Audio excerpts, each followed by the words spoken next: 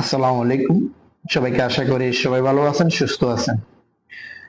বর্তমান যুদ্ধের কারণে বিভিন্ন রুটে বিভিন্ন জায়গা থেকে আপনার মধ্যপ্রাচ্যে ফ্লাইট ক্যান্সেল হচ্ছে। আজকে আপনাদেরকে আমি জানাবো যে বিষয়গুলো, সেটা হচ্ছে ইউএস বাংলার রিফান্ড পলিসি কিভাবে করবেন, আবার কিভাবে করলে আপনার কম ক্ষতিগ্রস্ত হবেন এবং প্রসেসটা আপনার জন্য সহজ হয়। আর আপনার উপকারে আসে আপনি লাইক দিবেন এবং শেয়ার করবেন।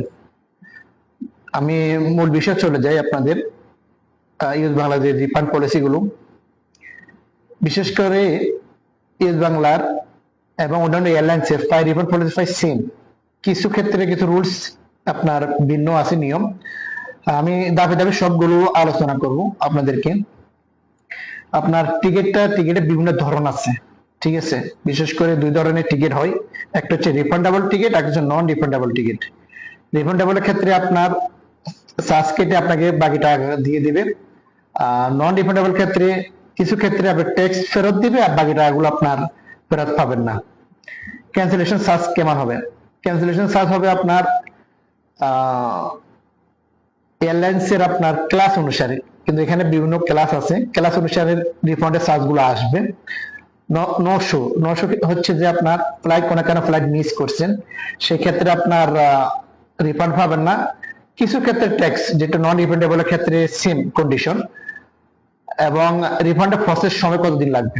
রিফান্ডের প্রসেস সময় মূলত সব এয়ারলাইন্স সেম হয়, আপনার 7 কর্মদিবস থেকে 15 কর্মদিবসের মধ্যে, 7 থেকে 15 দিনের মধ্যে আশা করি পাবেন। কিছু ক্ষেত্রে আপনার যে এয়ারলাইন্স অথবা যে ট্রাভেলস থেকে আপনি ইস্যু করছেন অথবা ওয়েবসাইট থেকে ইস্যু করছেন, ওখানকার সময় অনুসারে অনেক ক্ষেত্রে বিষয় লাগতে পারে এয়ারলাইন্স অনুসারে।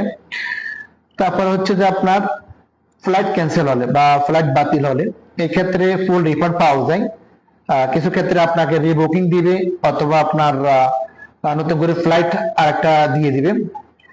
তারিখ পরিবর্তন এয়ারলাইন্সের ক্ষেত্রে, ইউএস বাংলা ক্ষেত্রে ধরো আপনি নতুন করে একটা তারিখে চেঞ্জ করতে চাচ্ছেন নিজে, সেক্ষেত্রে ওই দিনের ফ্লাইটের রেট অনুসারে কম্পেয়ার করে চেঞ্জের ফি এবং কম্পেয়ার ফেয়ার যত হবে দুটো একসাথে করলে ওই রিফান্ড আপনাকে দিতে হবে।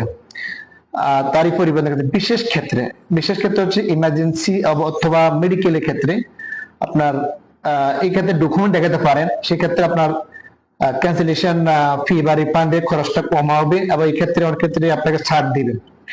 এই হচ্ছে মূল বিষয়।